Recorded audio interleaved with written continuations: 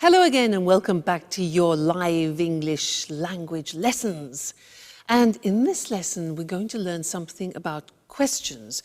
Remember how we said that English questions are difficult because of all those auxiliaries? Well, in this lesson, we're going to learn something which is especially typical of the English language. They're called question tags. Now, let me give you an example of a question tag. She's unhappy, isn't she? Let's look at that. So, she's unhappy, isn't she? Strange, hey? She's unhappy, isn't she? Now, it's not really a question asking you for information. It's more a question asking for confirmation, whether you agree. And usually the people agree. So, she's unhappy, isn't she? Yes, she is.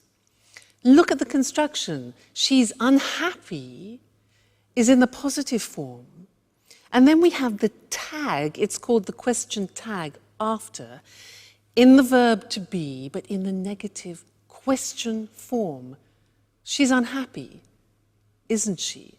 This is very common in English and not common in other languages because other languages usually use no. For example, she's unhappy. No, we repeat the verb. And because it's complicated now, let's go to the screen and see some more examples of that, okay? So, she's upset is like she's unhappy. She's upset, isn't she? You're a student, the verb to be, you're a student.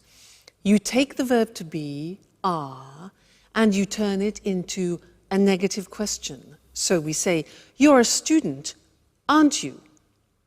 All right. Next one, he's Brazilian, isn't he? Do you see the mechanism now? It's raining, isn't it? Again, I'm not asking for information, I'm asking for confirmation. They're watching television. They are watching, aren't they? They're watching television, aren't they? And you notice that my voice actually goes down at the end, so it's not like a real question where your voice goes up. We're learning, aren't we? You live in Italy now. Look at this example here. You live is the present tense. So we need the auxiliary of the present tense of live, which is not the verb to be. So look how that works. You live in Italy, don't you? Negative don't. Auxiliary is do in the negative don't you. Interesting, hey? You live in Italy, don't you? If we change that into the third person, it becomes she likes English. What's the auxiliary? Exactly, does. In the negative, doesn't she? So she likes English, doesn't she? And the last example, they work at home, don't they? They work at home, don't they? All right, so it's not easy. You have to keep in mind the auxiliaries all the time. What happens if we begin with a negative sentence? For example, you aren't American. Well, then we use a positive tag. So, you aren't American, are you? Okay, aren't, are. She isn't a teacher. Is she?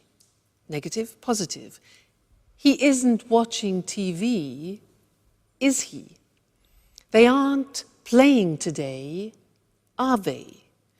Let's change to the present tense. You don't play tennis, do you? We use the auxiliary do you? Question form.